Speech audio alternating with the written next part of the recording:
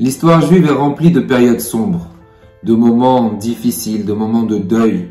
Essentiellement, lorsque on fait référence au deuil, on a en pensée la période de Tisha B'Av, la période des 3 semaines, destruction du Beth Amikdash. L'origine de la destruction du Beth Amikdash remonte déjà depuis l'époque des Meraglim, depuis l'époque des explorateurs que Moshe Rabbeinu avait envoyé pour vérifier, voir comment était Eretz Israël. Ce qui est surprenant, c'est que Akadosh Baruch Hu avait promis Eretz Israël depuis Abraham Avinu, depuis Yitzhak, à Moshe Rabbeinu. L'objectif de sortir d'Égypte était d'arriver en Eretz Israël, Eretz Zavat Chalavut Vash. Et on remarque que le Meraglim, les explorateurs, qui étaient tous des tzadikim, des très grands tzadikim, d'Ordéa, la génération de la connaissance qui avait vu Akadosh Baruch Hu, c'était des princes. Ils arrivent en Eretz Israël, regardent, ils retournent après auprès de Moshe Rabbeinu et disent du Lachon Hara, de la médisance sur la terre. Combien il faut faire très attention, des fois même involontairement, dire ah Eretz Israël c'est dur, ah Eretz Israël ils sont nerveux, ils n'ont pas de patience. Critiquer Eretz Israël, dire du Lachon Hara a une gravité énorme, c'est très grave et il faut faire très attention. La question que beaucoup de nos sages s'interpellent et demandent comment c'est possible que des tzadikim, tous ces tzadikim là qui sont partis voir Eretz Israël, ont pu parler du Lachon Hara sur Eretz Israël. Comment c'est possible? L'une des réponses que le Mesilat Yesharim nous explique, Rabbi Chaim Moshe Luzzatto, nous dit que malheureusement, les Bnei Israël, les Meraglim, les explorateurs, lorsqu'ils sont arrivés, ils se sont dit attends, lorsqu'on va arriver en Israël, automatiquement on va devoir avoir un roi.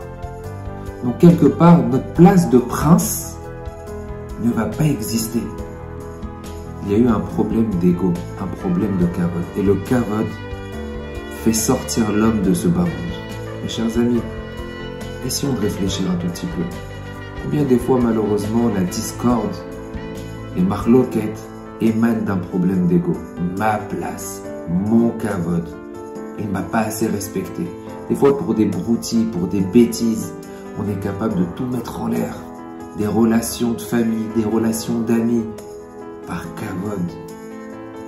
Et justement, les Meraglim étaient prêts à pouvoir mettre tout Am Israël, à pouvoir malheureusement détruire, anéantir tout ce qui a été construit du peuple de Am Israël, ne pas partir en Eretz Israël pour leur kavod. On n'aura plus notre place, on ne sera pas respecté. S'il y a un roi, on n'existera plus. Combien le kavod détruit malheureusement. Juste pour vous donner une petite image, vous allez comprendre très rapidement. Il y avait une personne riche, aisée, qui voulait aider à tout prix une yeshiva. Et il arrive dans une yeshiva en Amérique. Il voit le Rosh Yeshiva, c'était à une heure tardive. Le Rosh Yeshiva, tout fier, lui fait montrer sa yeshiva à 11h30 du soir, pleine, remplie. Et là, le riche pose la question au Rosh Yeshiva et lui dit « Vous êtes fier que votre yeshiva elle est remplie à 11h30 du soir ?» Alors elle lui dit « Vous voyez, la Torah, même la nuit, elle transpire dans ses murs. » Et le riche lui dit « Si ça avait été la yeshiva de quelqu'un d'autre, est-ce que vous aurez été fier? Est-ce que vous aurez été content? » Le Rosh Yeshiva se tait et lui dit « Pour la Torah, je me dois d'être content, mais merci de l'enseignement. » Mes amis, des fois, on peut prendre le kavod pour des choses matérielles, pour une place, pour un respect, des fois même pour la Torah. On cherche à avoir du kavod parce que j'ai fait telle et telle chose, ou parce que j'ai une plus grande yeshiva, ou parce qu'on doit se réjouir d'un maximum de Torah qui existe dans le monde. Plus il y a de la Torah, plus il y a la gloire d'Hachem, et plus on doit se réjouir. Le kavod, on doit savoir le mettre de côté. Kolman David Rachamana, tout ce qui se passe, l'état David, ça se passe pour le bien. S'il doit se passer quelque chose, on ne m'a pas respecté, ou bien peu importe l'histoire que je peux avoir avec quelqu'un, ça vient de la part d'Akadosh Baruch Hu. Qu'on sache laisser couler et qu'on réfléchisse que qu'est-ce qu'il y a de plus important? le kavod d'Hachem.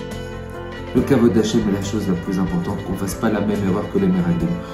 Autant de tzaddik on peut être un très grand tzaddik, mais malheureusement, lorsqu'on fait rentrer le kavod à l'intérieur de nous, on détruit tout.